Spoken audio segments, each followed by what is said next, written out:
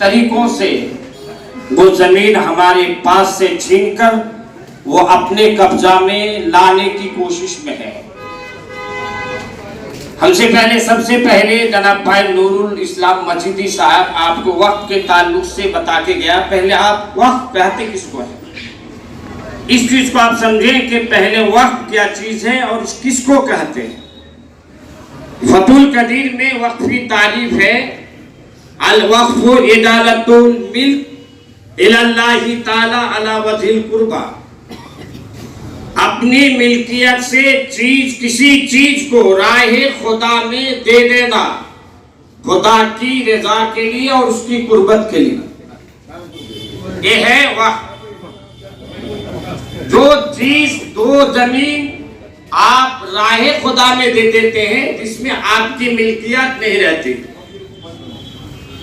फिर फुकाहे किराम ने इसकी वजाहत में जाकर कहा कि क्या वो जमीन का कोई मालिक हो सकता है, क्या उस जमीन को कोई हिबा कर सकता है, क्या उस जमीन को कोई बेच सकता है। तो फुकाहे किराम ने कहा अल वक्फ ला यमलिकु ला युबाउ वला युरिसु। वक्फ एक ऐसी चीज है, वक्फ को ना कोई बेच सकता है और ना उसमें किसी की मिल्कियत आ सकती है और ना उसका कोई मेरास में वरासत में किसी का हिस्सा आ सकता है।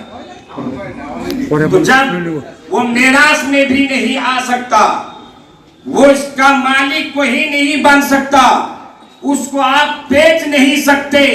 तो मुसलमानों अपने ज़मीर को जगाओ, मुसलमानों अपने नफ्स की ताबेदारी ना करो, बल्कि अपने ज़मीर को बेदार करते हुए ये जवाब देने के लिए तैयार हो जाओ।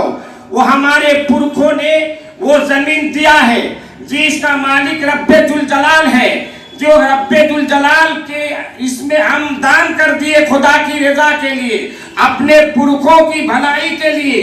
उस वक्त का ना कोई मालिक हो सकता है, ना उसको कोई बेच सकता है, ना किसी की वरासत में उसका नाम आ सकता है। तो मुसलमान अब इंसाफ की जरूरत है, अब हमें आवाज उठाने की जरूरत है। जब हमें कोई उसका मालिक नहीं बन सकता, जब हमें कोई उसको बेच नहीं सकता, तो हम किसी को बेचने का हक क्यों दें, किसी को उसका मालिक बनाने का हक क्यों दें। हम उस वक्त उसका हक को रोक सकते हैं जब सबकी आवाज एक होगी, जब हम एक आवाज होकर मैदान में उतर जाएंगे और हम कहेंगे ये जमीन हमारे पुरखों ने दिया है, राहे खुदा ने दिया है, अपने पुरखों के फायदा के लिए दिया है, लिहाजा ये जमीन हम न अपने किसी को देंगे ना तुमको देंगे। तो ये है वक्त। मोहतरम अल्लाह, वक्त इतना आसान ना समझिए इसको आप। 1-2 बीघा जमीन नहीं पूरे हिंदुस्तान में, बल्कि हमारे 9 लाख एकड़ से भी ज्यादा जमीन है। इतनी जमीनों को सरकार हड़प करना चाहती है और हम सोए हुए हैं बेदारी में ना रहने की बुनियाद पर। बहुत ऐसी जगह है जहां हम अब हमारे वक्फ जमीन के ऊपर कहीं तो कॉलेज बना लिया, कहीं तो खेल का मैदान बना लिया, कहीं तो यूनिवर्सिटी बना लिया, कहीं तो ये आपने क्या बनाया ऑडिटोरियम बना लिया। ये हमारी कमजोरी की बुनियाद पर है। अभी भी वक्त है कि हम बेदार हो जाएं। मुकद्दस कुरान पाक की आयत करीमा आपके सामने मैंने पढ़ी, फ़ख़लफ़ा मिन बादिहिम, पहले नेक बंदों में से वो लोग गुजर गए, खल्फुन अदाउस्सलात, बाद में कुछ बुरे बंदे आए और ये नमाज को छोड़ डाले, नमाज से कुछ दूर हो गए, वत्तबउश शहवात, और अपने ख्वाहिशात नफ्सानी ख्वाहिशात के ताबेदार हो गए। आज ये नफ्सानी ख्वाहिशात का नतीजा है, आज ये नफ्सानी ख्वाहिशात का समरा है कि आज हम 10 पैसे और 5 किलो अनाज के बदले में हम सरदार का क्या कहते हैं, ऐसे सरकार का हम नारा लगाते हैं। इस खोखले नारा ने हमें बर्बाद कर डाला है। 5 किलो अनाज की तरफ ध्यान ना दो मुसलमानों, अपने ईमान को देखो। ये परवरदिगार आलम ने कुरान पाक में इरशाद फरमाया है, ख्वाहिशात की ताबेदारी ना करो।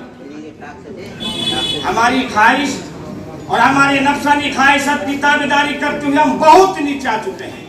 जो हमारा पावर था, ये वक्त ये आज की चीज नहीं है, ये हमारे हिंदुस्तान के बनने के बाद की चीज नहीं है, ये आज की सरकार 1947 के बाद की चीज नहीं है, बल्कि अल्लाह के नबी सरवर कायनात की बारगाह में अल्लाह के सहाबाए किराम का मजमा था।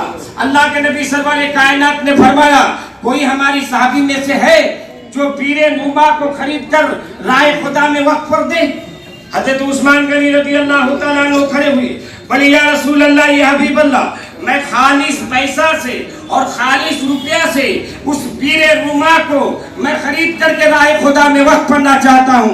हजरत उस्मान गनी रज़ी अल्लाह तआला अन्हु ने पीरे रुमा को, जिसका पानी मीठा था, उस पीरे रुमा के अलावा किसी कुएं का पानी मीठा नहीं था, उस पीरे रुमा को हजरत उस्मान गनी रज़ी अल्लाह तआला अन्हु ने खरीद कर राह खुदा में वक्फ किया। ये वक्फ नई चीज नहीं। उसके बाद हजरत उमर रज़ी अल्लाह तआला अन्हु को खैबर में जमीन मिली। आप वहां से आकर अल्लाह के नबी की बारगाह में अर्ज किया, या रसूल अल्लाह, मुझे एक चीज मिली है, बेहतरीन चीज मिली है, बड़ी नफीस चीज मिली है। अल्लाह के नबी ने पूछा, उमर जरा बता वो कौन सी चीज है? बोले या रसूल अल्लाह, मुझे एक जमीन मिली है, बहुत नफीस जमीन मिली है। अल्लाह के नबी सरवर कायनात ने फरमाया, उमर उस जगह में मस्जिद बना दो, मस्जिद के नाम पे वक्फ कर दो। हजरत उमर ने कहा कि मैं मस्जिद के नाम पे उसको वक्फ कर दिया। ये वक्फ ये नई चीज नहीं है। मोहतरम हज़रात, तो आपसे मेरी गुजारिश है कि हम इतने नीचे क्यों उतर आए? ये हमारी कमजोरी, हम सिर्फ दूसरे को बदनाम करते हैं। आपके तरफ अगर हम एक उंगली दिखाएं तो देखिए 3 उंगली आपके तरफ, एक उंगली हम आपके तरफ दिखा रहे हैं तो 3 उंगली हमारे तरफ है। ये इशारा करता है इस बात की तरफ कि किसी दूसरों को बदनाम करने से पहले अपने आप को पहले सुधार जाओ, अपने आप को सही कर लो। नफ्स की ख्वाहिश, नफ्सानी ख्वाहिशात से जब हम दूर हो जाएंगे, अल्लाह ताला इरशाद फरमाता है, फसौफा यल्कौना कय्या, तुम 2-4 ये क्या करते हैं, अंजामे बद से 2-4 क्यों हो रहे हो?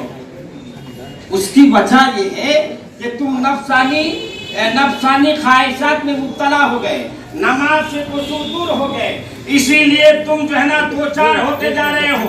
तुम्हारा नतीजा खराब होता जा रहा है, तुम्हारा समरा खराब होता जा रहा है, तुम्हारा आए दिन तुम खराब होते जा रहे हो।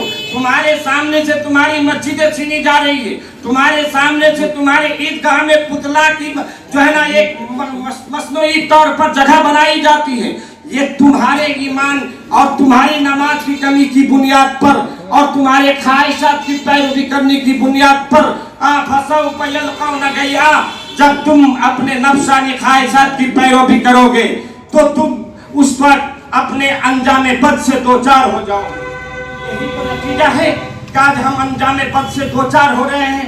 कभी तो हमें मारा जा रहा है, कभी तो हमें पीटा जा रहा है, कभी तो हमें मस्जिद से निकाला जा रहा है, कभी तो हमें कहा जा रहा है कि मस्जिद का साउंड घटाया जाए, कभी तो कहा जा रहा है मैक्रोफोन मस्जिद से खुला जाए, कभी तो हमें कहा जा रहा है कि 7 बजे ईद की नमाज पढ़ के खत्म कर देना पड़ेगा।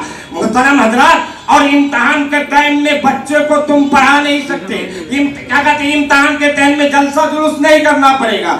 आज उसका सारा काम होता जा रहा है। हमारा इम्तिहान एग्जाम के टाइम में हम पर पाबंदी लगाई जा रही है। ये किस बुनियाद पर?